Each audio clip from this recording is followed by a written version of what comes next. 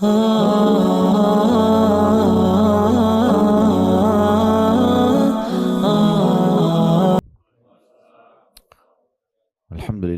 wassalatu wassalamu ala rasulillah. Segala puji dan puja kehadirat Allah subhanahu wa ta'ala, juga salawat dan taslim kepada Nabi besar Muhammad sallallahu alaihi wa ala alihi wa sahbihi wasallam. Hari ini adalah hari emas kita, saudaraku seiman, di mana Allah subhanahu wa ta'ala memberikan kita satu hari umur lagi. Kita tidak pernah tahu ajal itu kapan datang dan berakhir, atau batas umur kita, maka seharusnya kita menjadikan ini sebagai hari emas kita, hari di mana kita menambah sisi-sisi amal soleh yang masih kurang di masa lalu, ataupun kalau sudah ada kita menambah agar secara kuantitas dan kualitas juga bertambah, yang akan membantu kita mendapatkan fasilitas tambahan di dunia ini dan juga tentu derajat yang tinggi di surga sana. Kalaupun kita melakukan kelalaian-kelalaian, maka hari ini masih ada kesempatan untuk bertaubat nasuha kepada Allah sehingga kita lepas dari hisabnya. Oleh karena itu, setiap orang di antara kita harus introspeksi diri, berhati-hati sekali terhadap detik-detik dan masa-masa yang dia lalui, jangan sampai tidak berisi dengan hal-hal yang bermanfaat. Karena penyesalan pada hari kiamat itu akan terjadi pada 3 golongan. Yang pertama, penyesalan abadi yang terjadi pada orang-orang kafir, munafik, dan orang-orang musyrik. Mereka ini penyesalan abadinya karena memang akan kekal di api neraka. Mereka selalu disebutkan oleh Allah subhanahu wa ta'ala dalam Al-Quran. Setelah menyebutkan neraka, dikatakan khalidina fiha, kekal selamanya di dalam. Gitu, ya. Kemudian yang kedua adalah usatul mu'minin, orang-orang mukmin yang masih lebih banyak kelalaian dan dosanya dibandingkan amal solehnya. Mereka nanti pada saat ditimbang amal hari kiamat, dosanya lebih berat. Sehingga akhirnya harus masuk ke neraka dulu lalu disiksa oleh Allah subhanahu wa ta'ala sampai dosanya bersih. Tetapi ini juga bermasalah, akan mendatangkan penyesalan. Karena siksaan di neraka itu tanpa ada kematian. Semua akan dipenuhi dengan siksaan per detiknya, non-stop, tidak ada negosiasi, tidak ada toleransi. Semuanya akan terus disiksa sesuai dengan kadar dosanya. Dan Allah menyebutkan dalam Al-Quran, yauma inda rabbika ka'alfi sanatin mimma ta'uddun. Satu hari di sisi Tuhan kalian nanti di akhirat sama dengan 1000 tahun waktu kalian di dunia. Ini juga akan terjadi penyesalan. Kemudian yang ketiga adalah penyesalan orang-orang beriman yang masuk ke dalam surga, tetapi mereka sebenarnya bisa mendapatkan derajat lebih tinggi. Hanya saja mereka lalai selama di dunia, tidak mau bersemangat untuk meningkatkan kualitas dan kuantitas ibadahnya, tidak memaksimalkan hari-hari dan detik-detik yang masih Allah berikan untuk mengisi amal saleh dan bertobat dari dosa-dosa, sehingga pada saat masuk ke surga misalnya mereka sampai pada level atau tingkat ke 100, harusnya mereka bisa mencapai tingkat 150 atau 200, tapi karena kelalaian selama ini tidak berpikir untuk mengerjakan sholat sunnah atau puasa sunnah atau zikir atau apapun kira-kira yang bisa menambah kantong-kantong amal soleh, akhirnya mereka menyesal. Tapi penyesalan itu tidak akan berguna lagi karena sudah tidak bisa kembali mengerjakan amal soleh. Oleh karena itu kita harus betul-betul menyadarkan diri kita masing-masing kalau waktu kita terbatas dan maksimalkan yang terbaik untuk diri kita sendiri. Tidak ada yang bisa menyelamatkan diri kita, teman-teman sekalian, kecuali diri kita sendiri. Baik, pada kesempatan ini insya Allah pertemuan kedua kita membawa buku yang berbeda dari yang lalu. Kalau yang lalu bukunya Akibat Makanan Haram dan sudah kita jelaskan panjang lebar. Sekarang kita membahas buku Anjuran dan Keutamaan Berdagang, sarana meraih keutamaan rezeki dan solusi mengatasi pengangguran. Nah, kalau bukunya sudah dipegang, buku yang sangat kecil, tapi judulnya itu sangat menohok sebenarnya, sangat menarik untuk dibahas. Karena memang setiap orang di antara kita pasti akan terpicu dalam dirinya untuk bisa meraih atau mendapatkan pendapatan yang akan memenuhi kebutuhan dasar dia. Dan umumnya orang berbicara masalah berdagang. Ditulis oleh Dr. Amin bin Abdullah Asy-Syaqawi. Dalam buku ini teman-teman sekalian sebenarnya dia langsung masuk ke poin anjuran untuk berdagang, penjelasan tentang keberkahannya dan solusi bagi masalah pengangguran. Itu ada dilihat di daftar isi ya, penulisan tentang masalah itu. Baik, saya akan langsung saja masuk ke dalam bahasan yang ditulis oleh penulis di sini. Namun sebelumnya saya perlu titik beratkan bahwasanya ada sebuah hadis Nabi alaihi salatu wassalam, kalau Allah Subhanahu wa taala membukakan mayoritas pintu-pintu rezekinya di perniagaan. Membukakan pintu-pintu rezekinya di perniagaan. Dan kita perlu tahu Islam sangat menolak pengangguran ataupun sifat malas. Islam adalah agama yang energik, bergerak, produktif, ya, kreatif. Semua bahasa-bahasa yang seperti ini itu masuk dalam bagian sabda Nabi SAW. Aku sangat tidak suka pesimisme, ya. Mengatakan aku tidak bisa, aku tidak mampu, dan aku sangat suka dengan al-fa'al. Lalu para sahabat mengatakan, ya Rasulullah, apa itu al-fa'al? Kata Nabi SAW, kalimat ataupun sifat optimisme. Selalu menganggap diri bisa, mampu, berusaha maksimal. Kalau orang sudah berusaha, misalnya targetnya angka 10, dan dia sudah berusaha, maka minimal dia akan bisa sampai di angka 5 atau 6. Selain memang kalau dia sangat giat, dia akan bisa sampai ke angka 9 dan 10. Tapi kalau orang tidak berusaha sama sekali, dipastikan dia tidak akan mampu untuk meraih prestasi-prestasi yang terbaik. Masalah anjuran untuk berdagang, berusaha, baik itu kita jadi pengusahanya sebagai pemilik modal atau owner perusahaan, juga kita menjadi pendukung daripada perusahaan dan pemilik modal tersebut, misalnya menjadi stafnya. Ya, ini tidak mungkin dua komponen dipisahkan dalam satu unit atau perniagaan, ya, mau usaha ataupun perniagaan, karena harus ada pemilik modal dan harus ada staf yang membantu, dikuatkan dengan yang ketiga adanya konsumen yang akan mengkonsumsinya. Maka di sini kalau kita bicara perniagaan, kita berbicara bukan semuanya berarti harus pemilik modal, tapi siapapun yang bisa membuat roda itu berputar, maka masuk dalam bahasan kita tentunya.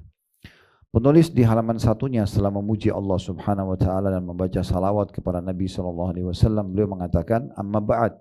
Selanjutnya di halaman 2-nya, kalau pegang buku bisa dilihat, saya bacakan, terdapat nas-nas dari Al-Qur'an dan As-Sunnah yang mendorong perniagaan, menjelaskan keutamaan dan keberkahannya, dan menjadikan berniaga sebagai sarana kemandirian dari ketergantungan kepada orang lain, ya, sehingga tidak mengemis, ya, tidak menyusahkan orang lain. Dalil yang pertama adalah firman Allah Subhanahu wa taala dalam surah Al-Mulk ayat 15 yang bunyinya, "Huwallazi ja'ala lakumul arda dalulan famshu fi manakibiha wa kulu min rizqihi wa ilaihin nusyur." Dialah yang telah menjadikan bumi untuk kalian yang mudah dijelajahi, maka berjalanlah di segala penjuruhnya dan makanlah sebagian dari rezekinya, dan hanya kepadanya lah, kepada Allah kalian akan segera dikembalikan atau akan kembali, ya, setelah dibangkitkan. Dari firman Allah Subhanahu wa taala ini kita bisa lihat bagaimana Allah Subhanahu wa taala menyuruh kita menyebar di muka bumi, cari, ya, informasi, ya, cari peluang-peluang dan raih apapun kesempatan yang ada selama berada di 5 huruf, yaitu halal, dan jauhi 5 huruf yang lain haram. Maka raih semuanya itu. Semua orang di antara kita, teman-teman, memiliki waktu dan fasilitas yang sama. Kita tidak bicara orang-orang yang Allah uji dengan cacat, tetapi umumnya orang normal, punya 2 mata yang sama, punya 2 kuping, punya 2 tangan dengan jari-jarinya lengkap, dengan kakinya, punya jantung dan hati, ya, punya otak untuk berpikir, dan sebenarnya punya peluang-peluang yang sama, termasuk waktunya 24 jam sama. Maka tergantung siapa yang mau memaksimalkan semua itu. Allah berfirman dalam Al-Quran di ayat yang lain, "Walladzina jahadu fina lanahdiyannahum subulana." Orang-orang yang berusaha keras, ya, untuk menuju ke jalan-jalan kami, kami akan tunjukkan dia ke jalan-jalan kami. Dan dalam pepatah bahasa Arab, seorang penyair mengatakan, "Man jadda wajad." Siapa yang berusaha maka dia akan meraih prestasinya, gitu ya. Jadi di sini tergantung kita ini mau atau tidak. Allah Subhanahu wa taala tidak akan pernah membatasi rezeki seorang hamba selama dia terus berusaha untuk meraih yang terbaik. Kemudian tentang sholat Jumat juga yang baru saja kita lakukan tadi, ada surah Al-Jum'ah ayat 10, Allah Subhanahu wa taala berfirman, "Fa idza qudiyatis sholatu fantashiru fil ardi wabtagu min fadlillah." Lalu apabila sholat telah dilaksanakan, maka bertebaranlah kalian di bumi dan carilah karunia Allah. Ayat ini disebutkan dalam surah Al-Jum'ah, walaupun sebenarnya secara khusus bisa dikatakan selepas sholat Jumat menyebarlah di muka bumi untuk melanjutkan pencarian rezeki kalian. Tapi bisa bermakna global, lebih umum lagi, yaitu setiap habis selesai sholat, kita satu hari sholat 5 kali. Maka setelah itu carilah karunia Allah Subhanahu wa Ta'ala. Silakan bekerja, silakan cari. Dan dalam sebuah riwayat Bukhari disebutkan, kalau seandainya kalian bertawakal, sebenar-benar tawakalnya kepada Allah. Maksudnya coba susun program, coba jalankan, sosialisasikan, kemudian kalian serahkan hasilnya kepada Allah, maka pasti Allah akan memberikan kepada kalian rezeki sebagaimana Allah memberikan seekor burung yang keluar di pagi hari dalam kondisi lapar, balik di sore hari dalam kondisi kenyang. Balik di sore hari dalam kondisi kenyang. Tidak akan ada yang sia-sia selama seseorang itu betul-betul menyusun programnya dengan baik, dia mengikhlaskan niatnya untuk mendapatkan rezeki halal. Allah Subhanahu wa Ta'ala akan berkahi. Nah, ini yang dimaksud juga dalam firman Allah Subhanahu wa Ta'ala tadi, surah Al-Jum'ah ayat 10. Al-Baghawi berkata, yakni jika sholat telah ditunaikan, maka bertebaranlah kalian di muka bumi untuk berdagang dan mengurus hajat kebutuhan kalian. Jadi maksudnya jangan sampai kalian vakum, ya, tidak bergerak, tidak beraktivitas, malas-malasan, ya, merasa tidak punya tumbuh. Tumbuh itu kayak perasaan ingin berprestasi. Ya, ada orang subhanallah kadang-kadang dia hanya merasa cukuplah, ya sudah begini cukup saja. Dan dia menyalahfahami makna qanaah. Qanaah itu merasa bersyukur kepada Allah karena telah diberikan karunia. Qanaah bukan berarti kita vakum dan merasa ya sudah cukuplah begini. Tetapi qanaah bisa masuk di dalamnya adalah kita menerima apa yang Allah berikan dan terus mengejar yang terbaik yang Allah berikan yang bisa kita dapatkan. Lebih baik daripada makanan sebelumnya, minuman sebelumnya, pakaian sebelumnya, keadaan sebelumnya, pendapatan sebelumnya, kesehatan sebelumnya. Kita bisa mengejar yang lebih baik daripada itu. Itu juga masuk dalam makna qanaah, yang berarti kita bisa menerima apa yang Allah berikan tapi tidak menutup diri untuk tamak terhadap rahmat Allah. Jadi kita boleh teman-teman tamak tetapi terhadap rahmat Allah. Kita enggak boleh tamak terhadap apa yang dimiliki oleh manusia. Tapi kalau rahmat Allah bisa kita minta, bisa kita terus merengek, kita berusaha mengejar prestasi terbaik dan Allah akan berikan sesuai dengan apa yang kita ingin kejarkan. Iraq bin Malik rahimahullah berkata, jika dia sudah dikatakan Iraq bin Malik rahimahullah, jika dia sudah selesai melaksanakan sholat Jumat, maka dia beranjak, dia berdiri di pintu masjid sambil berdoa, Allahumma ajabna da'watak wa sallaitu faridatak. Allahumma ajabtu da'watak wa sallaitu faridatak wa antashartu kama amartani farzuqni min fadlika wa anta khairur raziqin. Yang artinya, ya Allah, aku telah penuhi panggilanmu, aku telah melaksanakan sholat yang engkau wajibkan, dan aku telah menyebar di bumi sebagaimana yang telah engkau perintahkan kepadaku. Maka berilah aku rezeki dari karuniamu, dan engkau adalah sebaik-baik pemberi rezeki. Jadi nukil oleh Ibnu Katsir dalam tafsir beliau, tafsir Quranul Azim, ya, di jilid 13, ya, di halaman 563. Mungkin jilid 13 ini tergantung daripada penerbitan bukunya, ya. Karena ada juga tafsir Ibnu Katsir yang kami miliki cuma 4 jilid saja, mungkin tergantung daripada penerbitannya. Imam Ahmad rahimahullah meriwayatkan dalam musnadnya dari hadis Rafi' ibn Khadij radhiyallahu anhu, dia berkata Rasulullah SAW ditanya usaha apa yang paling baik untuk menjadi sumber income seseorang. Maka kata Nabi SAW, amalur rajuli biyadihi wa kullu bay'in mabrur. Kerja seseorang dengan tangannya sendiri dan semua jual beli yang mabrur. Hadis ini ya dinilai hasan di ghairihi atau menjadi hasan karena dikuatkan dengan riwayat-riwayat lain. Yang dimaksud dengan amal rajul biyadihi, kerja seseorang dengan tangannya, maksudnya dia berusaha untuk berprestasi. Kalau hari ini dia mengembangkan usaha orang lain, dia berusaha satu waktu bagaimana dia kembangkan usahanya sendiri. Kalau hari ini dia punya pendapatan pas-pasan, bagaimana dia berusaha untuk bisa punya pendapatan yang lebih. Kalau hari ini dia masih mustahik zakat, penerima zakat, bagaimana dia berusaha untuk menjadi muzakki atau pengeluar zakat itu sendiri. Dan seterusnya. Dan innamal a'malu binniyat. Kata Nabi SAW, semua akan diberikan sesuai dengan niatnya. Ya, karena Nabi bilang, wa inna malikul limri'im manawa, karena semua orang akan dibalas sesuai dengan kadar niat. Niat itu sugestinya. Seperti apa kita mensugesti diri kita dan kita memohon kepada Allah, Allah akan berikan seperti itu. Imam Bukhari meriwayatkan dalam sahihnya dari hadis Al-Miqdam bin Ma'di Karib radhiyallahu anhu dari Nabi SAW bahwasanya beliau bersabda, ma akala ahadun ta'aman qattun khairan min an ya'kula min amali yadi wa inna nabiyallahi Dawud alaihissalam kana ya'kulu min amali yadi. Tidaklah seseorang memakan makanan yang lebih baik, lebih berkah, lebih utama daripada dia makan dari hasil kerjanya sendiri.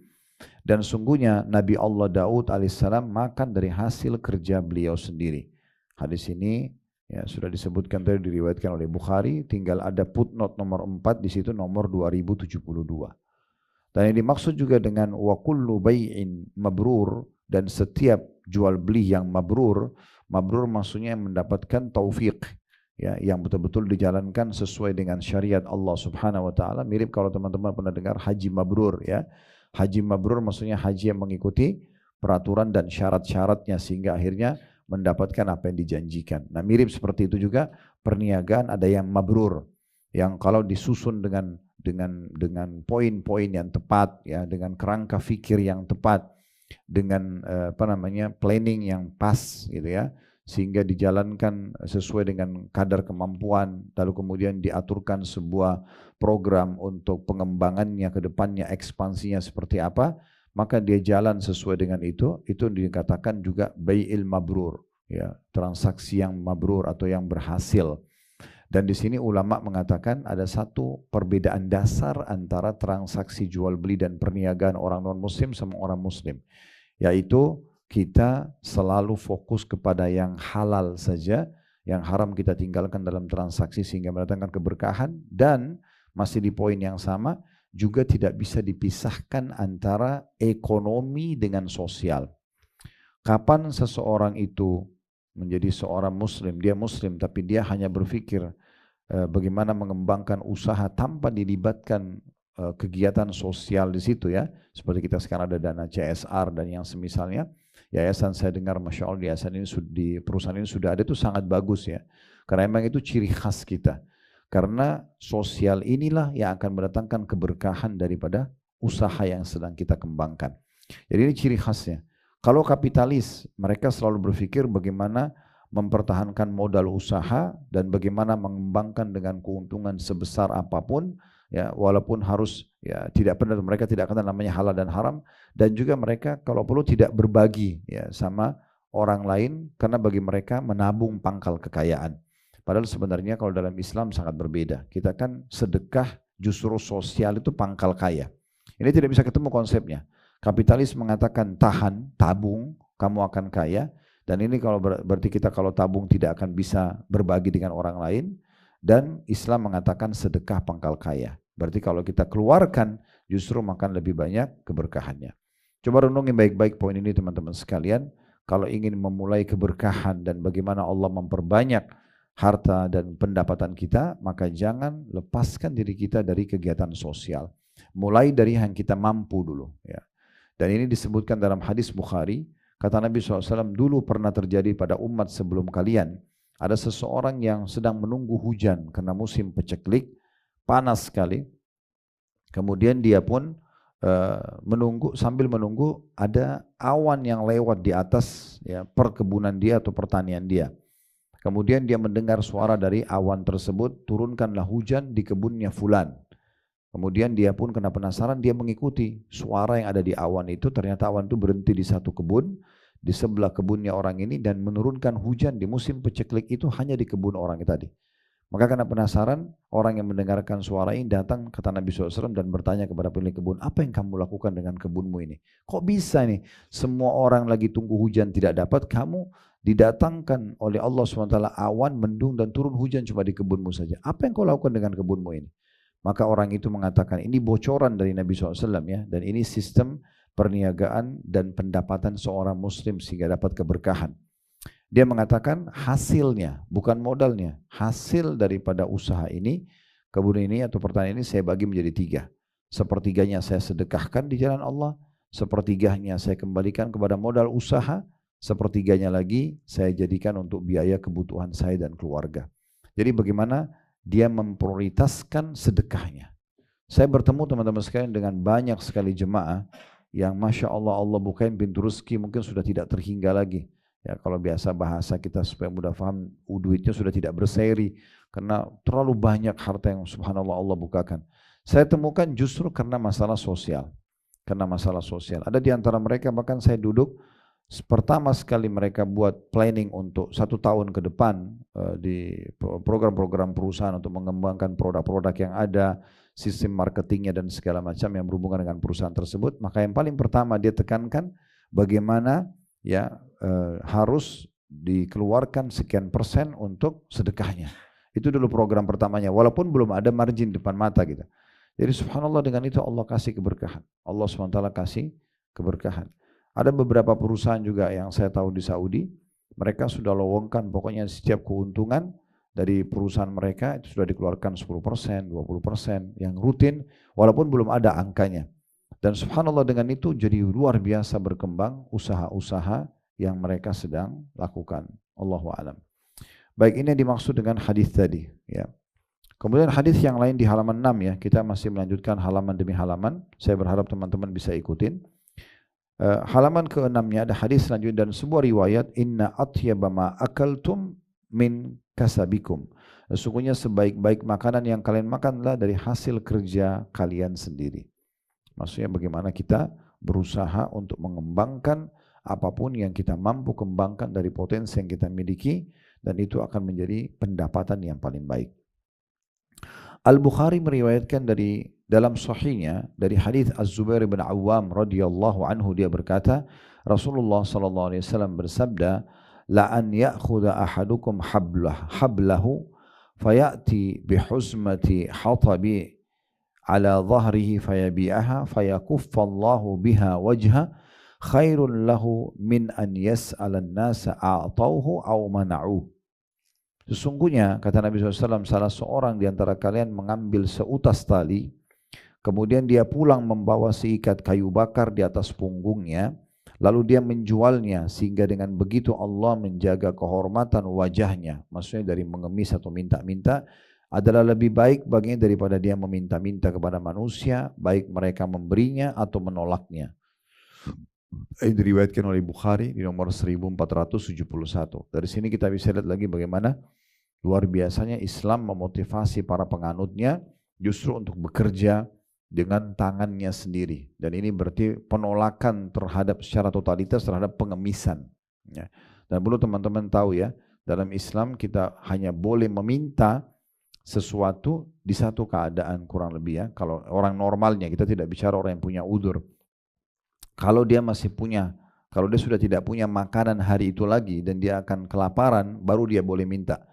Itu pun cuma minta hari itu, tidak berlaku besok minta, lusa minta dan seterusnya. Dan Nabi SAW jadikan tolok ukur kalau seseorang tidak punya makanan walaupun untuk 1 kali. Tapi kalau dia punya makanan untuk 1 hari, 1 hari itu 1 kali, udah nggak boleh dia minta-minta. Bahkan mengemis ini akan membuka pintu kemiskinan bagi seseorang. Sebagaimana dalam hadis yang sahih kata Nabi SAW, siapa yang membuka pintu ya iffah, kemuliaan, Allah bukakan baginya pintu kekayaan. Dan siapa yang membuka pintu mengemis, merengek, selalu minta dan menjadi beban bagi orang lain, maka Allah akan bukakan baginya pintu kemiskinan.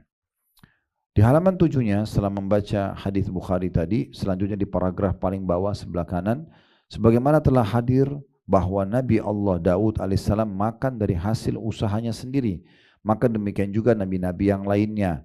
Imam Muslim meriwayatkan dalam sahihnya dari hadis Abu Hurairah radhiyallahu anhu bahwa Nabi SAW bersabda, kana Zakaria alaihissalam najjaran. Nabi Zakaria alaihissalam adalah seorang tukang kayu. Hadis ini diriwayatkan Imam Muslim nomor 2379. Jadi para nabi-nabi pun bekerja.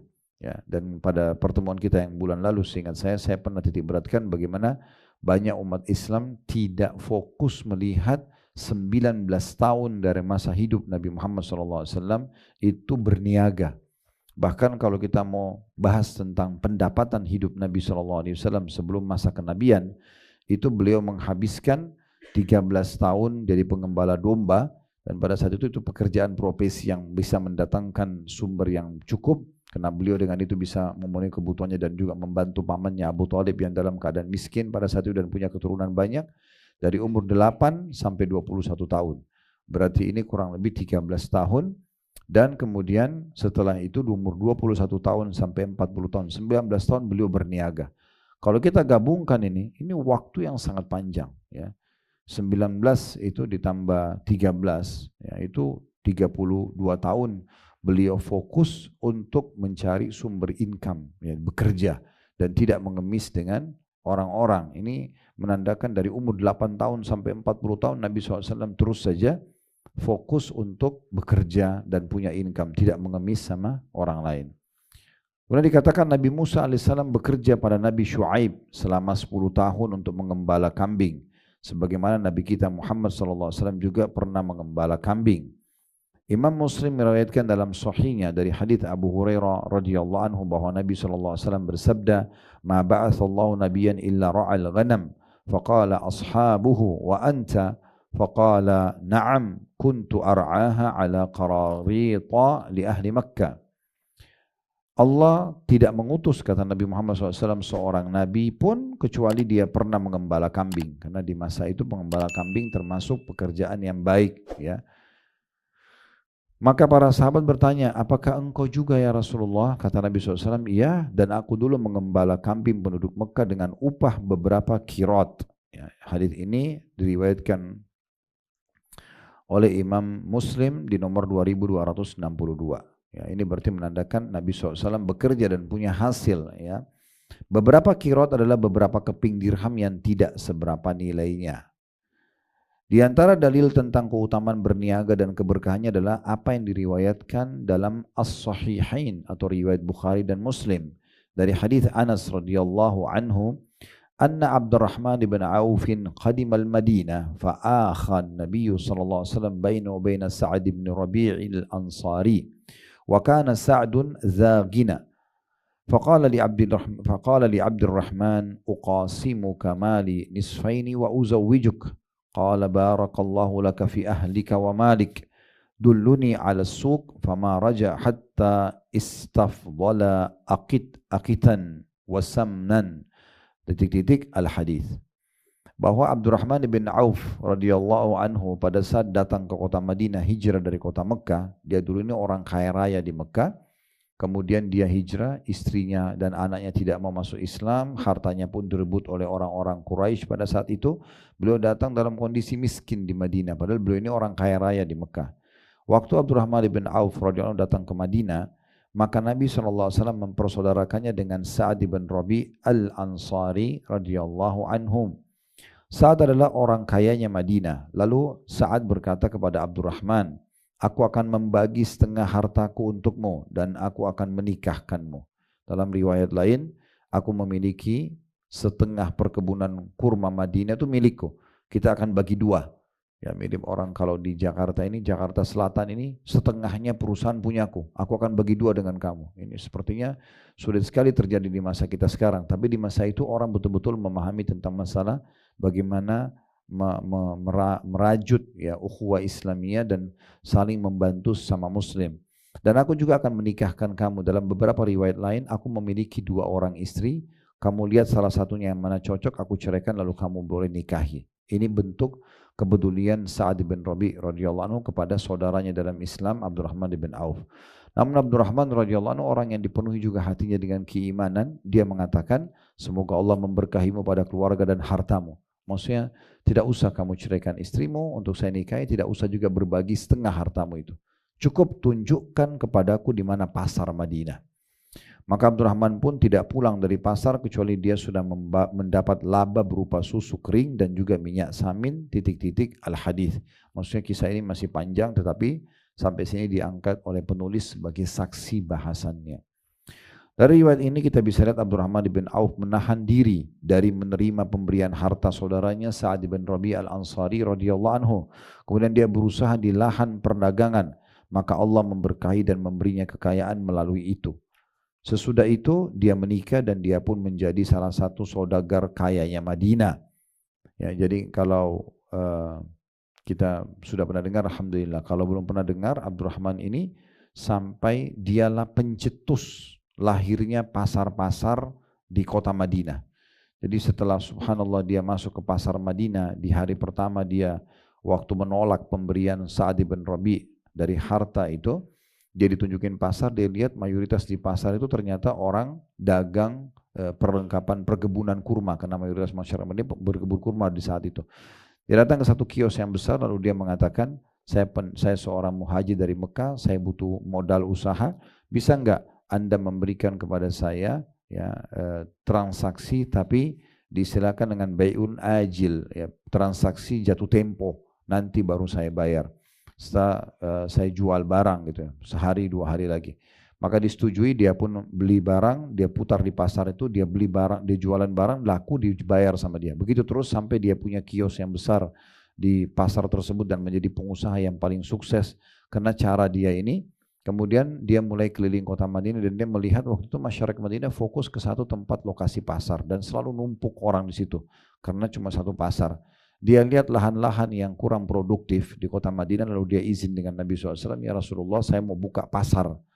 Maka Nabi SAW izinkan, mulailah dia buka pasar-pasar di lahan-lahan yang kosong, padang pasir, sampai hidup pasar yang cukup banyak. Ya, tentu di masa kita sekarang sudah bukan cuma pasar tradisional, sudah ada mall, tapi masa itu masih seperti pasar-pasar tradisional. Tapi karena keinginan besar beliau untuk mendapatkan sumber income dan mau coba dengan niatnya mengembangkan, maka Allah SWT munculkan ide-ide yang luar biasa dari Abdurrahman radhiyallahu anhu.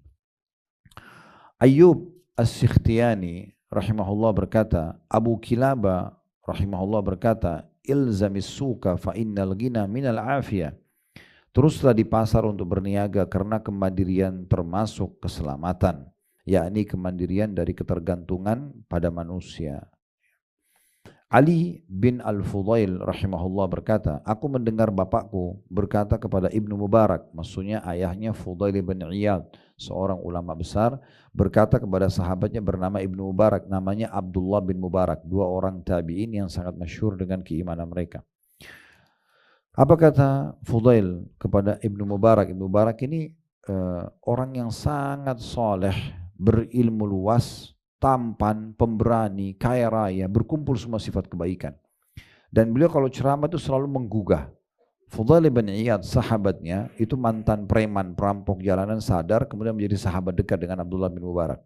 Fudail bilang kepada Abdullah bin Mubarak, engkau menyuruh kami agar zuhud, berhemat, dan berbekal secukupnya. Tapi kami melihatmu membawa barang-barang dagangan dari negeri Khurasan, Persia. Kalau sekarang Iran, ke tanah suci, ke Mekah sama Madinah. Bagaimana ini? Kok kamu suruh kami hemat, kamu zuhud, ya tidak terlalu fokus pada dunia, sementara Anda sendiri sibuk berdagang. Bagaimana kami memahami ini? Maka Abdullah bin Mubarak rahimahullah, seorang ulama tabi'in yang menjawab dengan ilmu, dia mengatakan, ya Aba Ali, wahai ayahnya Ali, karena Fudail bin Iyad, anak pertama laki-lakinya namanya Ali, dipanggil hai ayahnya Ali. Innama af'alu dha li'asuna bihi wajhi wa ukrima bihi irdi wa asta'ina bihi ala ta'ati rabbi. Wahai Abu Ali, aku melakukan hal itu tidak lain untuk melindungi wajahku dari mengemis. Islam menyuruh kita untuk tidak boleh mengemis, maka saya harus punya pendapatan, memuliakan kehormatanku. Dengan punya income, orang jadi memuliakanku dan menggunakannya untuk melakukan ketaatan kepada Tuhanku. Maksudnya dengan ada harta aku bisa sedekah, bangun masjid, rumah anak yatim, bantu kerabat, membiayai keluarga dan seterusnya. Ini dikeluarkan dari buku Tarikhul Baghdad, ya, Tarikh Baghdad di jilid 10 halaman 160. Selanjutnya di paragraf terakhir di halaman 13, Imam Ahmad bin Hanbal rahimahullah ditanya, apa pendapatmu tentang seseorang yang duduk di rumahnya atau di masjidnya sambil berkata, aku tidak akan bekerja sehingga rezekiku yang datang sendiri kepadaku. Boleh enggak begitu dalam Islam? Duduk manis, udah tunggu aja, kan rezeki sudah Allah tentukan, tidak usah berusaha. Maka Imam Ahmad menjawab, dia adalah orang yang tidak mengetahui ilmu. Orang yang berpendapat begitu tidak punya ilmu agama. Tidakkah dia mendengar sabda Nabi SAW, wa ju'ila rizki tahta dhilli rumhi, dan rezekiku dijadikan berada di bawah naungan tombakku. Sebagaimana diriwayatkan Imam Ahmad, juga sabda Nabi SAW, "Lau annakum kuntum tatawakkaluna 'ala Allah haqqa tawakkuli, laruziqtum kama turzaqut tayr tagdu khimasan wa taruhu bitana." Seandainya kalian betul-betul bertawakal, berusaha dulu baru serahkan hasilnya kepada Allah. Kepada Allah dengan sebenar-benar tawakal, niscaya kalian akan diberi rezeki sebagaimana burung diberi rezeki. Ia berangkat di pagi hari dalam keadaan perut kosong dan pulang di sore hari dalam keadaan perutnya kenyang.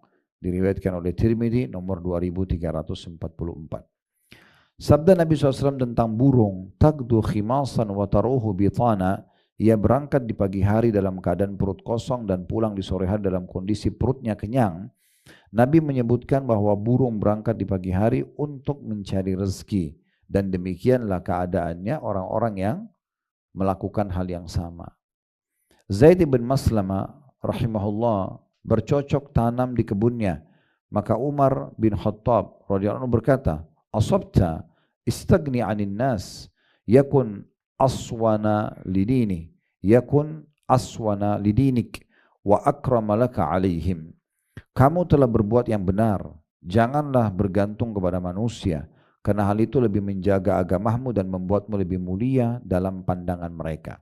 Jadi kita bisa lihat bagaimana motivasi dalam Islam justru harusnya menjadi orang yang berprestasi. Dan sebagaimana sudah kita tadi sebutkan dalam muqaddimah kita, semua manusia diberikan fasilitas yang sama, gitu ya.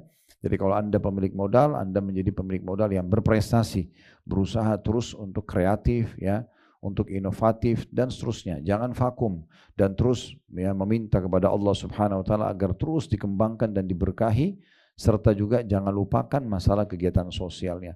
Kalau Anda sebagai staf juga sama.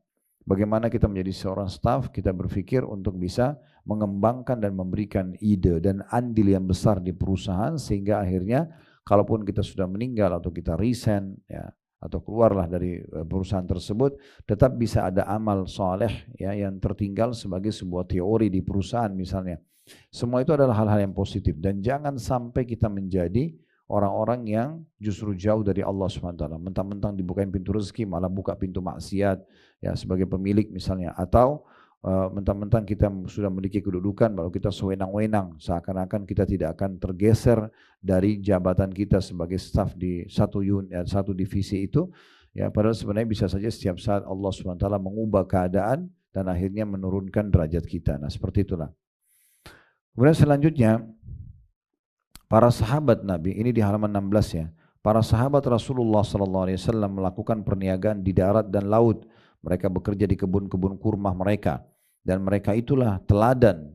Abi Kilabah al-Basri berkata kepada seseorang laki-laki, "La an araka tatlubu ma'ashaka ahabbu ilayya min an araka fi zawiyatil masjid." Sungguh aku lebih suka melihatmu mencari penghidupanmu daripada aku melihatmu berada di sudut masjid. Maksudnya, kalau waktu sholat pergi ke masjid, selepas waktu sholat coba aktivitas, cari, ya, menyebar di muka bumi, cari rezeki Allah Subhanahu wa taala, muliakan diri kita, ya.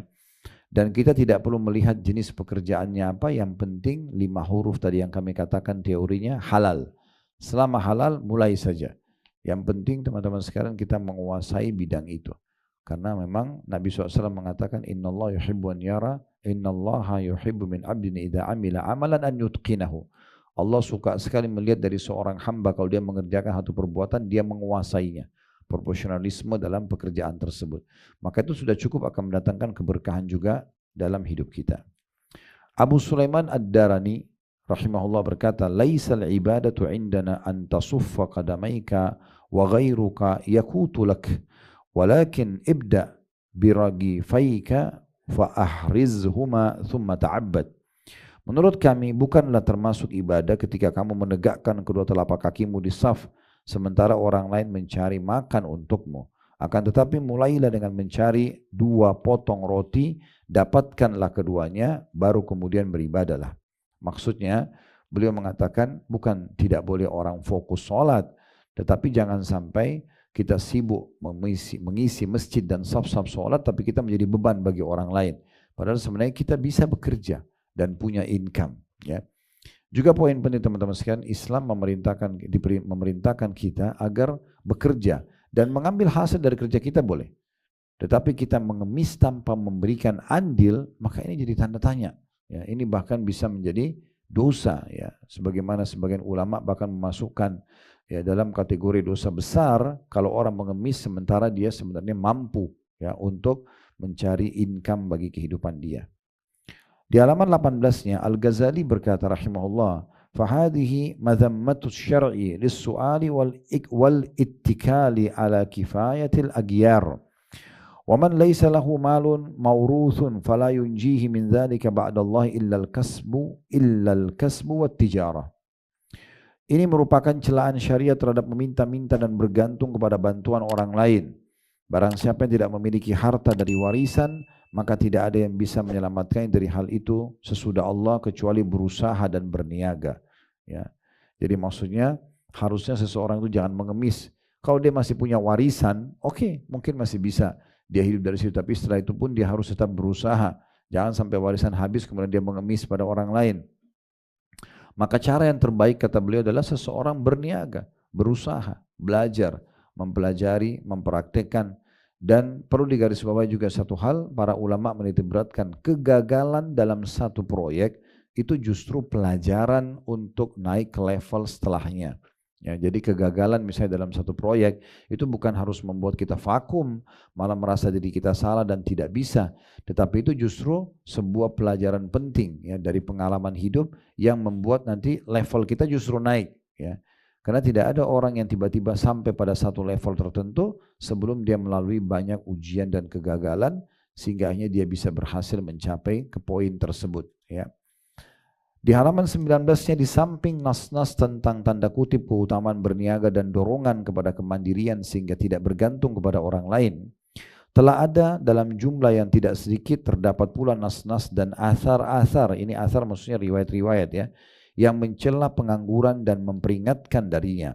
Di antaranya hadis yang diriwayatkan oleh Imam Muslim dalam Sahih dari hadis Iyad bin Himar radhiyallahu anhu bahwa Nabi SAW bersabda, "Inna Allah amarani an u'allimakum ma jahiltum wa fihi wa ahlun nari khamsatun ad-dha'ifu alladhi la zabra lahu alladhina hum fikum taba'a la yabtaguna ahlan wala mala." Al-hadis. Sesungguhnya Allah memerintahkanku agar mengajari kalian apa yang tidak kalian ketahui. Ini kata Nabi SAW, Allah perintahkan aku untuk menyampaikan pada kalian apa yang belum kalian faham terhadap apa yang Tuhan kalian perintahkan dan juga larang. Dan di dalam hadis tersebut ada potongan berbunyi penghuni neraka itu ada 5. Di antaranya adalah yang disorotin cuma satu di sini sebab menjadi saksi bahasan kita. Orang lemah yang tidak mempunyai harta, yang merupakan pengikut di antara kalian, mereka tidak berusaha mencari keluarga dan juga harta. Hadis ini disebutkan di nomor 2865. Ini diriwayatkan tadi sebagaimana sudah disebutkan oleh Imam Muslim dalam Sahihnya. Dari riwayat ini teman-teman sekalian kita bisa ambil pelajaran bagaimana Allah Subhanahu wa taala menjadikan orang yang sengaja melemahkan dirinya, bermalas-malasan, pengangguran, tidak tahu, tidak mau mengembangkan prestasinya, tidak mau menambah ilmu pengetahuannya, pengalamannya, sehingga akhirnya dia mengemis pada manusia. Ini termasuk bagian dari ahli neraka. Berarti ada ancaman yang berat. Di dunia mereka terhina, di akhirat juga mereka dihukum oleh Allah Subhanahu wa taala. Dan Allah menciptakan tubuh kita ini memang tubuh untuk bergerak, ya, untuk bergerak. Semua otot-otot yang Allah berikan kepada kita termasuk di kaki kita, otot yang paling besar ada di kaki, itu supaya kita selalu pakai berjalan, bergerak. Ya. Kalau kita tidak melakukan itu, anggota tubuh kita ini akan melemah sebenarnya, kan gitu. Berarti memang untuk beraktivitas. Kalau orang tidur terus tidak berpikir, itu otaknya juga akan vakum. Ya, gitu. Atau mungkin saya pernah contohnya ke dokter gigi, kemudian dokter gigi mengatakan, Ustadz ini gigi yang sebelah kanan mungkin jarang dipakai mengunyah ya. Terus alhamdulillah waktu itu tidak ada masalah apa-apa, cuma sekedar datang konsul saja. Karena pas lagi ngisi pengajian dan ditawarkan untuk dicek. Terus saya tanya, kenapa dok dibahasakan begitu? Dia bilang ini terlihat. Jadi subhanallah Allah juga ciptakan gigi itu yang semuanya harus difungsikan. Jadi memang anggota tubuh untuk difungsikan. Ya. Jadi kalau kita justru tidak fungsikan untuk justru mencari karunia Allah Subhanahu wa taala, belajar, menambah pengalaman hidup, ini berarti kita sendiri tidak menggunakan fasilitas dengan maksimal. Nah, seperti itulah. Kemudian selanjutnya dikatakan di antaranya perkataan Umar bin Khattab radhiyallahu anhu di halaman 20 paragraf paling bawah ya. La yaq'udu ahadukum an talabi rizqi wa yaqul Allahumma rzuqni faqad alimtum anna as-samaa la tumtiru dhahaban wala fiddah. Janganlah seseorang dari kalian duduk berpangku tangan tidak mencari rezeki sambil dia tetap berdoa mengatakan ya Allah berilah aku rezeki, padahal kalian sudah mengetahui bahwa langit tidak menurunkan hujan, emas dan juga perak. Jadi Umar bin Khattab justru menyalahkan orang yang cuma duduk di masjid minta doa saja Allah kasih rezeki, tapi dia tidak pernah berusaha. Umar bin Khattab mengatakan ini satu kekeliruan, sebagaimana Imam Ahmad juga tadi mengatakan itu orang yang tidak berilmu ya. Harusnya dia pertemukan antara doa dia dengan usaha dia. Seperti orang lapar nih, ya Allah berikan saya makan. Udah, dia berharap tiba-tiba laparnya hilang tanpa dia mencari makanan ataupun dia mengunyah makanan. Ini tidak mungkin. Jadi setelah dia berdoa, dia keluar untuk mencari, maka Allah akan berikan dia. Ibnu Mas'ud radhiyallahu anhu berkata di halaman 21-nya ya, inni la akrau an ara ar-rajula farigha la fihi amri dunyahu wala fi amri akhiratihi. Sungguh aku benar-benar sangat benci melihat seseorang yang menganggur tanpa kesibukan, vakum ya. Baik dalam urusan dunianya ataupun urusan akhiratnya. Ini Abdullah bin Mas'ud justru menyebutkan seorang sahabat satu hal yang aneh, kalau ada seorang muslim justru nganggur ya. Jadi teman-teman kalau lagi duduk pun cari kesibukan ya. Dan seorang penyair mengatakan dalam pepatah bahasa Arab, taharrak fa inna fi harakati barakah. Bergerak, beraktivitas karena di situ ada keberkahan. Justru jangan diam. Pikir dari positif ke positif, apalagi yang lainnya. Dari ide ke ide yang lain, apanya? Pengembangan yang lain gitu ya. Selalu kita begitu. Jadi bagaimana kita mengejar prestasi? Kita akan temukan beda sekali orang yang energik dan selalu mau berprestasi dengan orang yang vakum dan malas. Ingat, sesuatu yang kita terapkan dalam pola hidup kita teman-teman akan menjadi kebiasaan kita. Kalau kita selalu tiap hari cuma tahu ya santai saja, tidur vakum, malas-malesan, nanti akan begitu. Kita akan malas nanti dan sulit sekali untuk mendongkrak diri kita menjadi orang yang energik. Ya. Tapi kalau kita biasa diri kita energik, apalagi nih sudah selesai makan dan minum hitungan menit selesai, udah pindah ke aktivitas yang lain yang bisa lebih baik. Apalagi terus begitu sampai kita istirahat malam, gitu ya. Bahkan orang yang seperti ini yang energik dan produktif seperti ini, maka mungkin Allah pun datangkan dalam mimpi dia pun hal-hal yang positif, ya, yang membantu dia untuk justru menyelesaikan banyak permasalahan hidupnya. Dan orang seperti ini akan mudah sekali melalui kehidupan di dunia, bahkan permasalahan sebesar apapun jadi kecil di mata dia, karena dia terbiasa produktif orangnya. Gitu. Dari nas-nas dan athar-athar di atas tadi, kata penulis di halaman 22 ya, maka dapat ditarik kesimpulan sebagai berikut. Yang pertama, hendaklah seseorang berusaha mencari rezekinya dan melakukan sebab-sebab yang disyariatkan sebagaimana diperintahkan kepadanya. Dan Allah subhanahu wa ta'ala akan memberkahi usahanya setelah dia berusaha. Menyusun programnya, planning-planningnya, kemudian dia terapkan, dia jalankan dan seterusnya. Allah SWT berfirman dalam surah Az-Zariyat ayat 58, Innallahu war-razzaqu dzul quwwatil matin. Sesungguhnya Allah dialah yang maha memberi rezeki, yang mempunyai kekuatan lagi sangat kokoh. Dan Allah SWT juga berfirman dalam surah Az-Zariyat ayat 22, wa fis sama'i rizqukum wa ma tu'adun. Dan di langit terdapat sebab-sebab rezeki kalian dan apa yang dijanjikan kepada kalian. Jadi maksudnya ini dalil tentang pentingnya seseorang muslim beraktivitas dan juga mencari dan berusaha menyusun program-program dan mempelajari apa yang dia belum ketahui dan aktif dari satu aktivitas ke aktivitas positif yang lainnya. Yang kedua, rezeki tidak berkaitan dengan ijazah sekolah, kecerdasan atau menjadi pegawai pemerintah. Betapa banyak orang yang tidak duduk di bangku sekolah, buta huruf, namun dalam keadaan seperti itu mereka justru memiliki harta yang melimpah. Maksudnya bisa saja orang itu karena dia produktif, dia mau belajar, ya, apalagi di masa kita sekarang teknologi ini, walaupun orang tidak berijazah bisa pelajari apa saja di masa kita sekarang. Ini akan membuka peluang bagi dia karena dia berusaha untuk lebih banyak mendapatkan pendapatan daripada orang yang berijazah. Di sini di poin kedua bukan berarti menyalahkan orang yang berijazah, tidak. Saya pun sama teman-teman pasti sudah berijazah, alhamdulillah. Tetapi maksudnya jangan juga kita mengatakan seakan-akan oh kalau saya sudah berijazah saya sudah masuk di satu perusahaan atau buka satu usaha, ya udah, berarti sudah di sinilah rezeki saya, mungkin tidak akan ada yang mengalahkan rezeki saya. Tidak. Mungkin ada orang yang tidak berijazah seperti kita, tidak selevel kita dari sisi pendidikan formalnya, tetapi dia lebih banyak income-nya, karena tadi tergantung bagaimana produktivitas dan semangat seseorang untuk mengembangkan income pendapatan dia. Yang ketiga, lahan-lahan dan peluang-peluang rezeki terbuka dan banyak, namun ia menuntut seseorang untuk menggunakan kreativitasnya, pola pikir yang produktif, dan kesungguhannya dalam berusaha.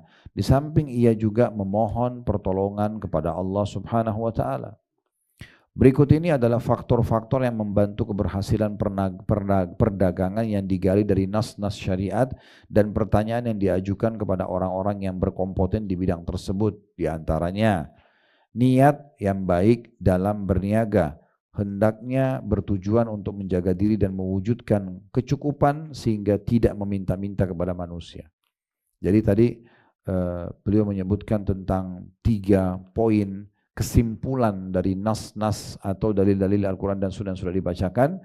Hendaklah seorang berusaha mencari rezeki, hendaklah difahami bahwasanya rezeki itu tergantung daripada upaya seseorang dan tidak hanya harus terikat dengan ijazah formal, dan lahan-lahan rezeki sangat terbuka luas.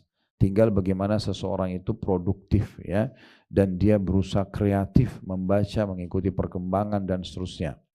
Kemudian beliau masuk sekarang di halaman 24 ini tentang faktor-faktor yang membantu keberhasilan perniagaan. Ya. Yang pertama, bagaimana niatnya dalam hati dulu. Bagaimana dia niat, ya, bertujuan untuk menjaga diri dan mewujudkan kecukupan dengan cukup untuk mewujudkan kecukupan sehingga tidak minta-minta kepada manusia. Kalau ini niatnya, maka akan sesuai dengan syariat. Sebagaimana hadis Abu Sa'id Al-Khudri radhiyallahu anhu bahwasanya Nabi SAW bersabda dalam hadis yang diriwayatkan oleh Bukhari dan Muslim, "Man yasta'fif yu'iffahullah wa man yastagni yughnihillah." Barang siapa yang berusaha menjaga kehormatan diri dari meminta-minta, maka Allah akan menjaga kehormatan dirinya dari meminta-minta. Dan barang siapa yang mencari kecukupan, maka Allah akan menjadikannya berkecukupan. Diriwayatkan oleh Bukhari nomor 1469 dan Muslim 1053. Ini poin pertama, agar perniagaan kita atau usaha kita mencari sumber income itu penuh keberkahan, ya, yaitu niatnya. Bagaimana kita niat, Bapak Ibu sekalian bekerja di perusahaan ini atau pemilik perusahaan untuk mengeluarkan modal dan menerima pekerjaan, ya, atau masuk dalam proyek-proyek yang ada, tujuannya memang untuk mencari income yang halal. Yang kedua, keberanian dalam menerjuni perniagaan. Maksudnya memang perniagaan itu dan kehidupan ini semuanya negosiasi. Semuanya negosiasi, isinya negosiasi. Apa saja isinya negosiasi. Jadi orang mau menikah, sebenarnya dia pada saat melamar itu negosiasi. Pada saat ada masalah atau pada saat mau apa saja dengan antara suami istri, isinya negosiasi. Antara orang tua sama anak, anak sama orang tua, teman sama teman, pemilik perusahaan sama pegawai, pegawai sama pemilik perusahaan, perusahaan atau pemilik produk, ya, produsen ini sama konsumennya, semua negosiasi. Hidup ini adalah isinya negosiasi. Maka harusnya seseorang itu pada saat dia masuk ke satu ranah kehidupannya, dia harus bisa bernegosiasi, dalam arti kata dia berani untuk masuk dan tanpa punya keraguan selama memang itu benar, ya. Tidak masuk ke ranah kezaliman orang lain dan segala macam. Ibnu Khaldun rahimahullah berkata, seorang ulama, wa amma man kana faqidan lil jur'ati wal iqdami min nafsi fayambagi an yajtanibal ihtirafa bit tijara. Orang yang tidak mempunyai nyali yang kuat dan keberanian pada dirinya, hendaknya dia menjauhi mata pencaharian melalui perniagaan. Ya, maksudnya kalau mau menjadi pengusaha yang sukses, memang dia harus berani untuk terjun ke satu ide yang menurut dia itu ide sudah bagus, sudah dia jalankan. Tawakal kepada Allah. Selama dia tidak mengambil hak orang lain, bukan hal yang haram, walaupun belum ada yang menjalankan ide itu, nggak ada masalah. Ya, dia coba.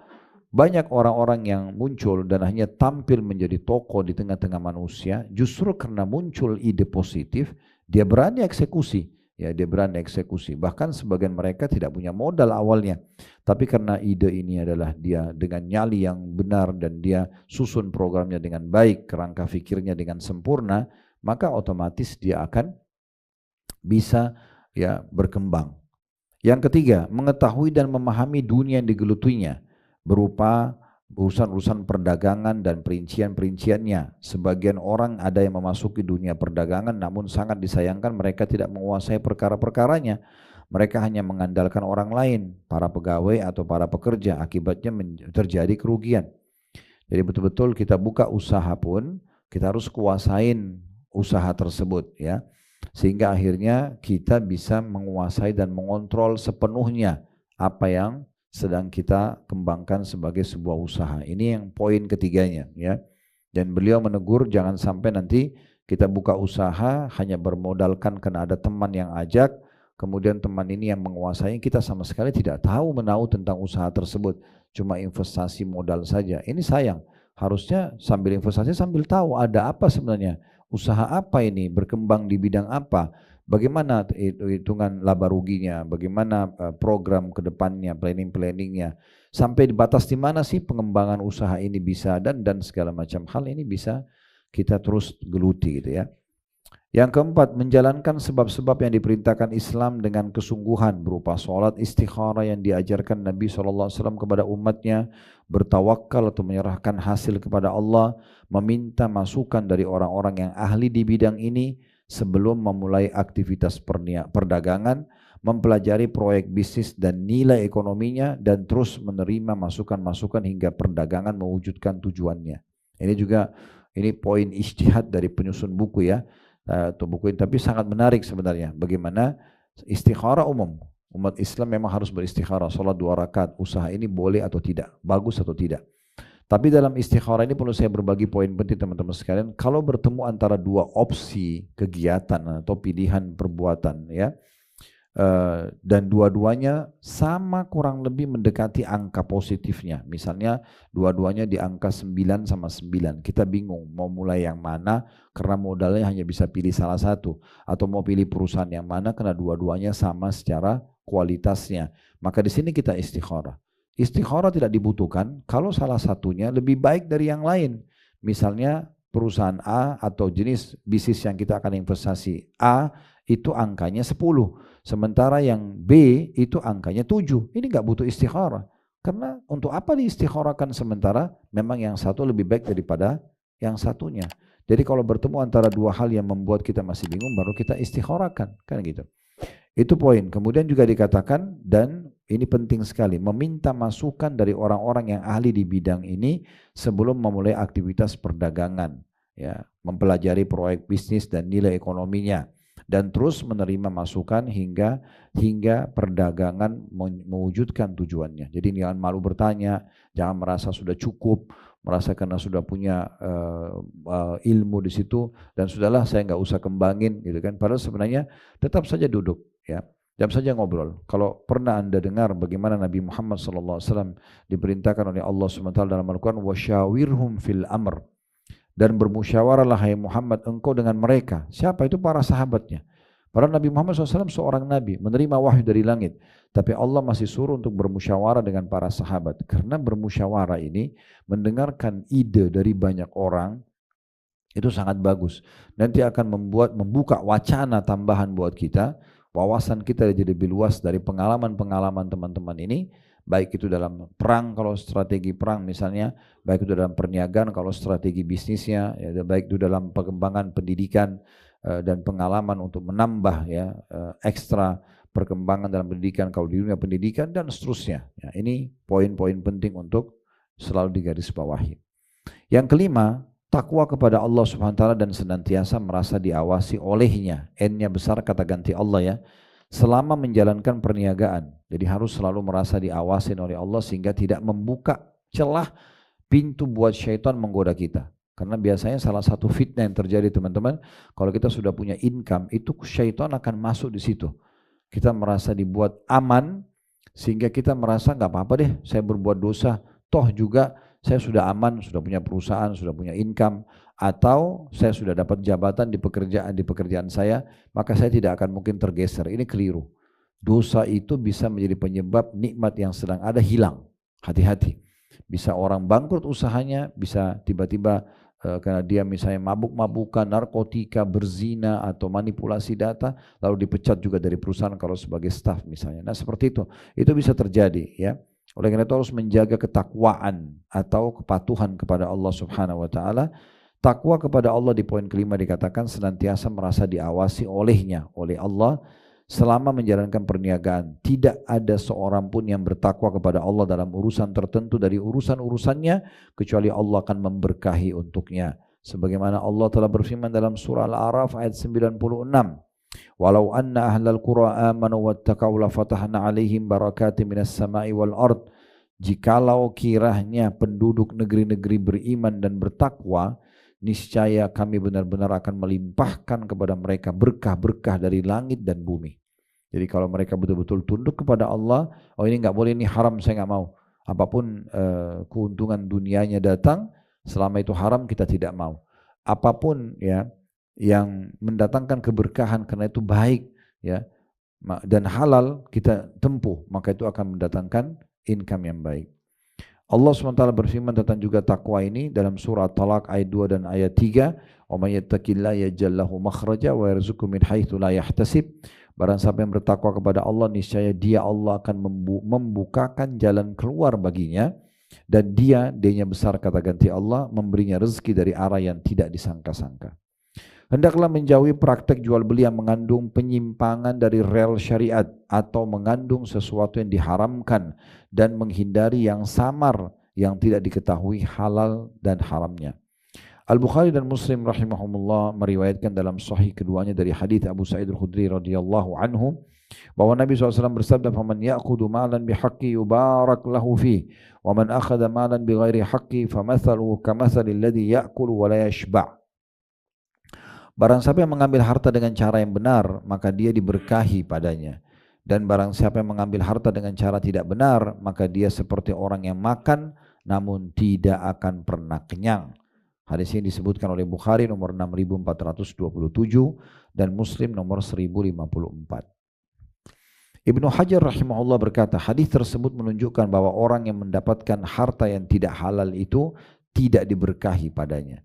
Karena hadis di atas menyerupakan dengan orang yang makan tapi tidak kenyang.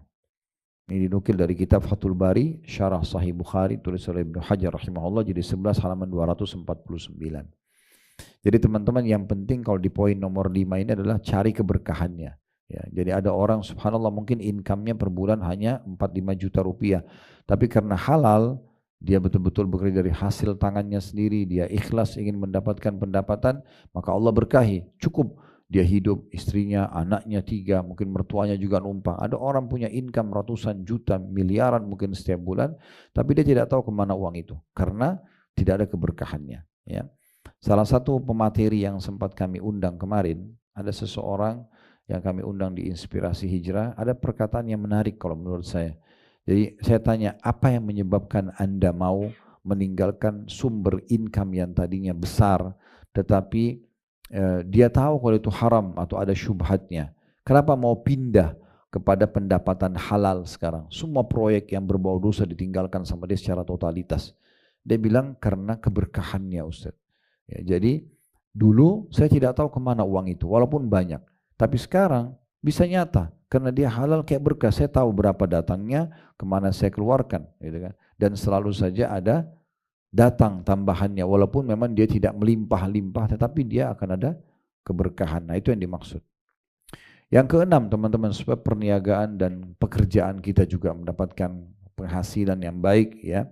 Maju, merasa cukup dengan laba yang diperoleh walaupun sedikit, tidak memandang kepada saudagar-saudagar lainnya, dan juga tidak tergesa-gesa untuk menyusul mereka. Barang siapa yang tergesa-gesa untuk memperoleh sesuatu sebelum waktunya, maka dia akan didera kegagalan. Ada yang berkata sedikit tetapi langgeng itu lebih baik daripada banyak tetapi berhenti tidak berlanjut. Maksudnya di sini bukan jangan kembangin usaha ya, tetapi atur sebuah planning yang jelas, sebuah program yang jelas untuk mengembangkan usaha. Dan ingat, usahakan jangan buru-buru mengikuti pasar. Ya.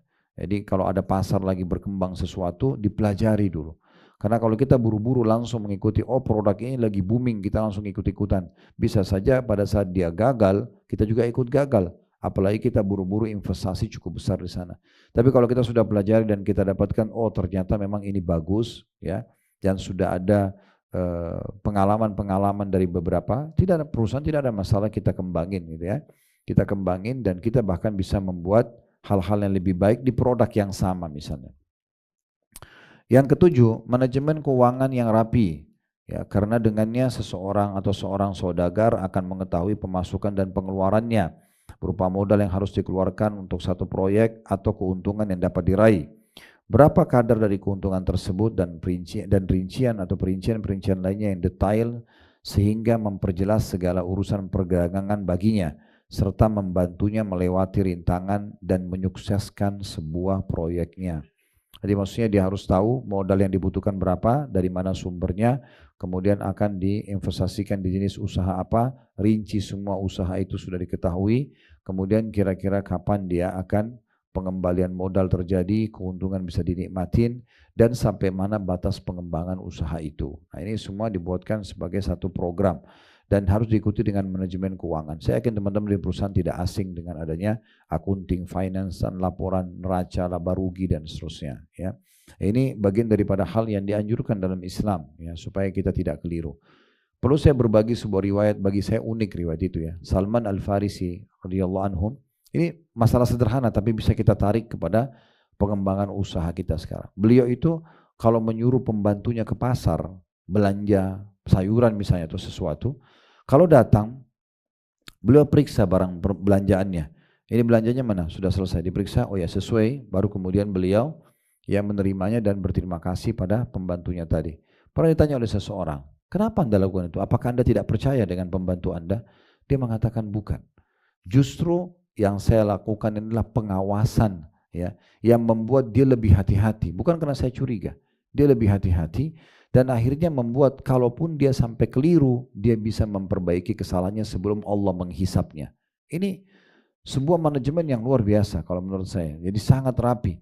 Jadi bukan berarti kita itu pelit, bukan. Justru kita membantu para staf untuk bisa menjalankan tugas dengan baik. Kalau seorang pemilik perusahaan tidak pernah nanya mana laporan keuangan kamu, tidak pernah diskusikan, tidak pernah meluruskan kalau ada yang salah, cuma tahu terima laporan, tidak tahu benar atau salah, ini keliru juga gitu kan.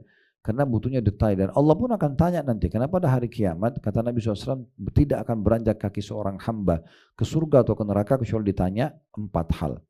Umurnya di mana dihabiskan, masa mudanya di mana dihabiskan, ilmunya apakah dia sudah amalkan, dan yang paling penting ini yang keempat adalah tidak kalah penting maksud saya adalah income-nya.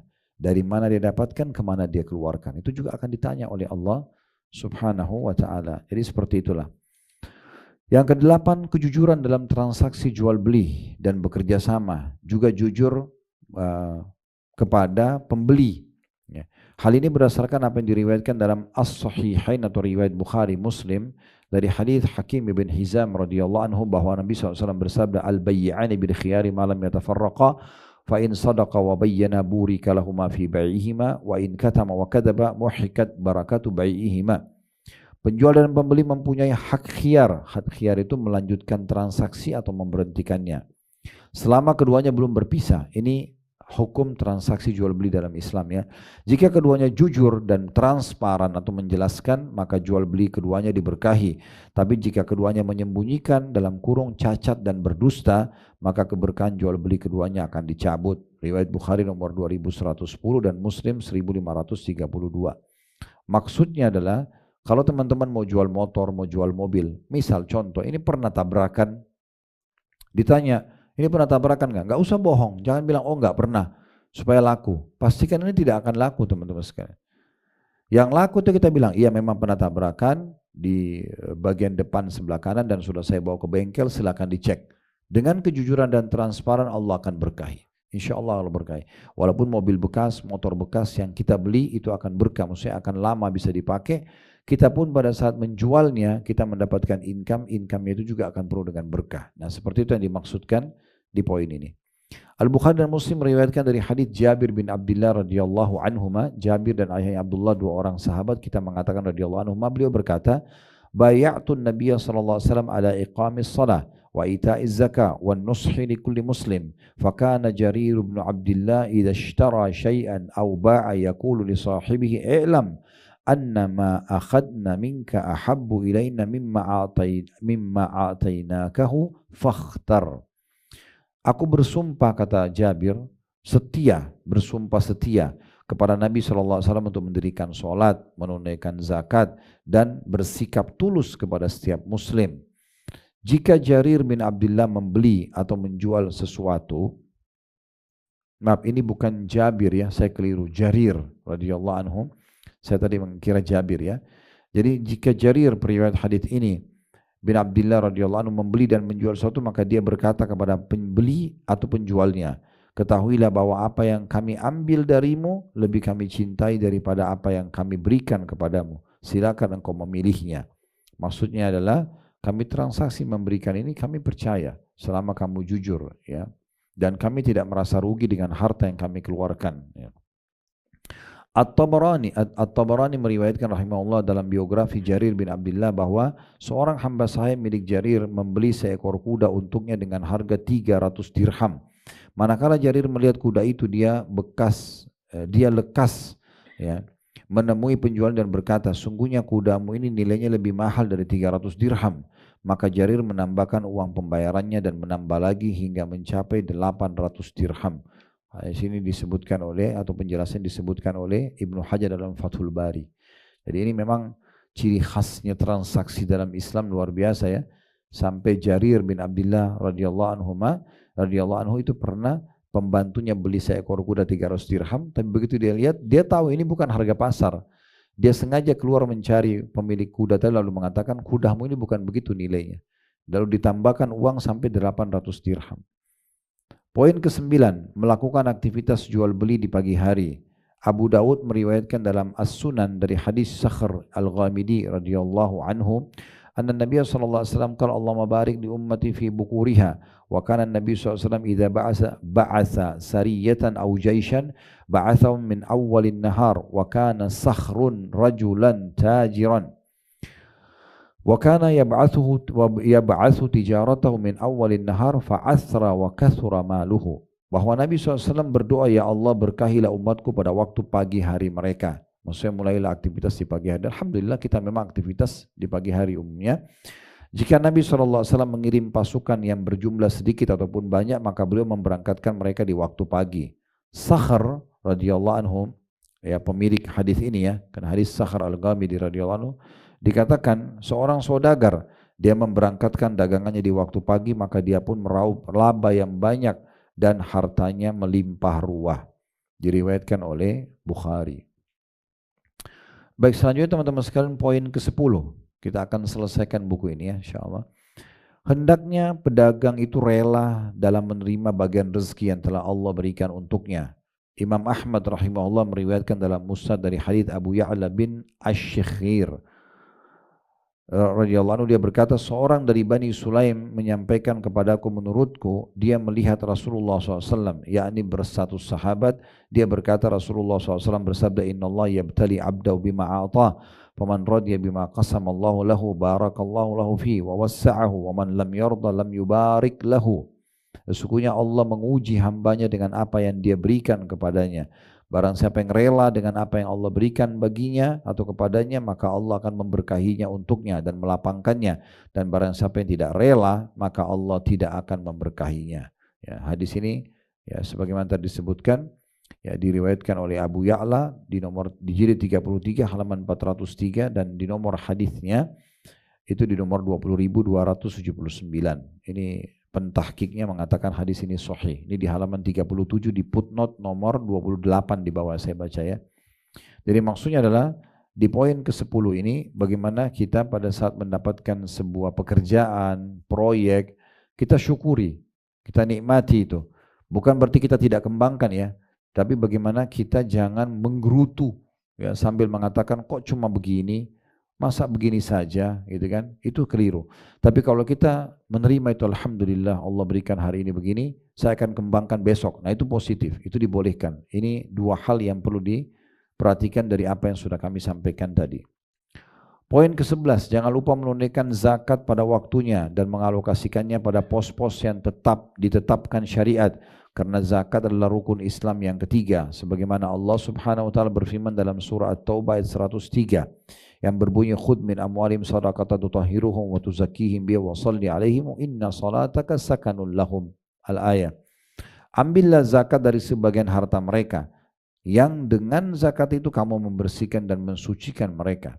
Dan berdoalah untuk mereka, sungguhnya doamu itu menjadi ketentraman bagi mereka. Maksudnya Nabi Muhammad SAW.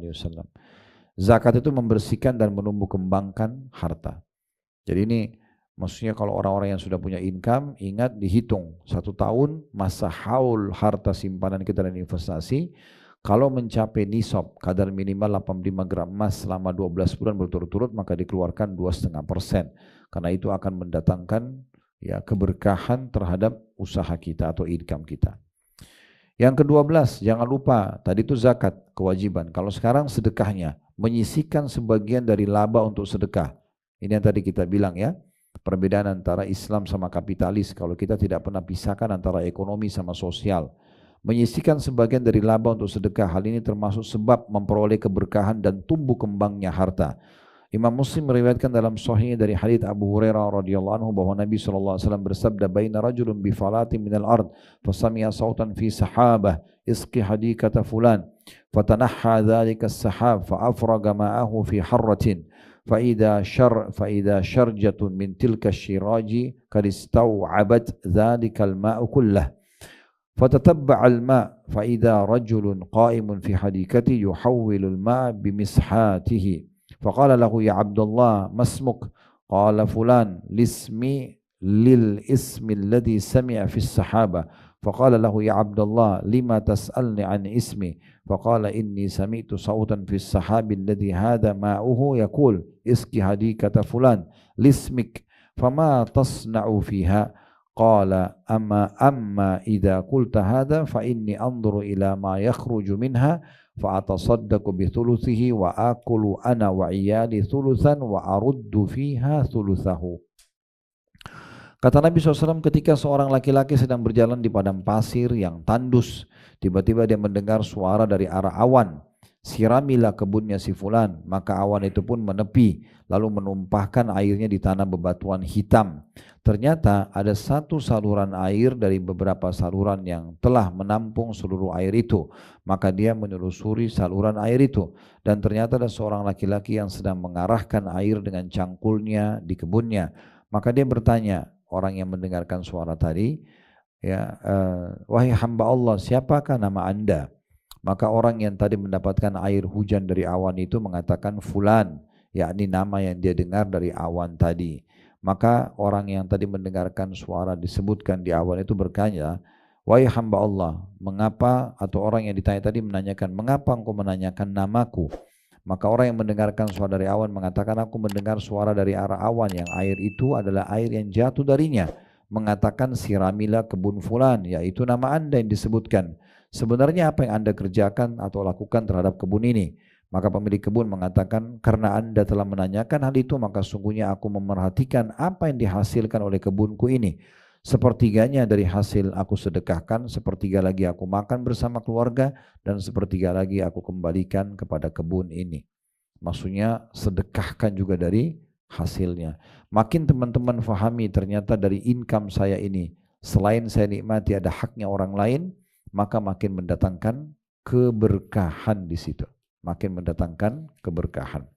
Baik, poin terakhir teman-teman sekalian sebagai penutup dari buku ini, poin ke-13. Ya, dan setelah ini insya Allah kalau ada yang mau bertanya silahkan. Jangan lupa selalu berdoa. Hendaklah memperbanyak doa agar Allah memberkahi perdagangan dan melapangkannya untuknya.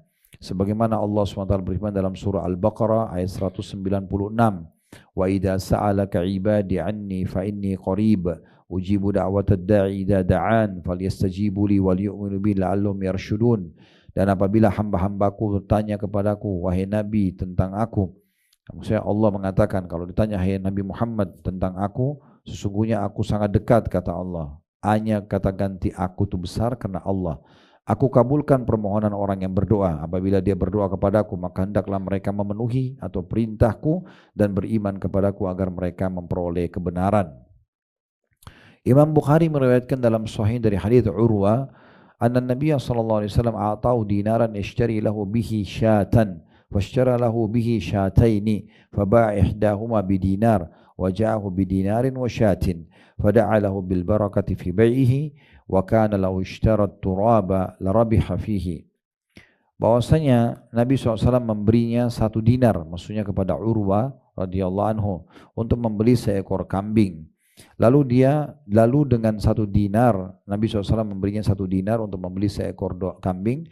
Lalu dia dengan 1 dinar itu membeli 2 ekor kambing. Lalu dia menjual salah satunya dari keduanya seharga 1 dinar. Dia pun datang kepada Nabi SAW dengan membawa 1 dinar dan seekor kambing. Maka Nabi SAW mendoakan keberkahan untuknya dalam perdagangannya, hingga seandainya dia membeli tanah, niscaya dia meraih labah dari perdagangannya tersebut. Ya, dan juga sabda Nabi SAW sebagai penutup, ad-du'a huwal ibadah, doa itu sebenarnya inti daripada semua ibadah. Lalu penulis menutup dengan memuji Allah Subhanahu wa taala dan juga membaca salawat kepada Nabi sallallahu alaihi wasallam. Dengan begini alhamdulillah kita sudah menyelesaikan membaca 1 buku lengkap ini, dan di poin ke-13-nya saya ingin titik beratkan teman-teman sekalian, jangan pernah berhenti berdoa walaupun kita sudah merasa cukup. Ingat, berdoa agar Allah Subhanahu wa taala berkahi apa yang sedang kita miliki itu lebih afdal dibandingkan kita sedang ada masalah lalu minta solusinya. Jadi kalau lagi sehat,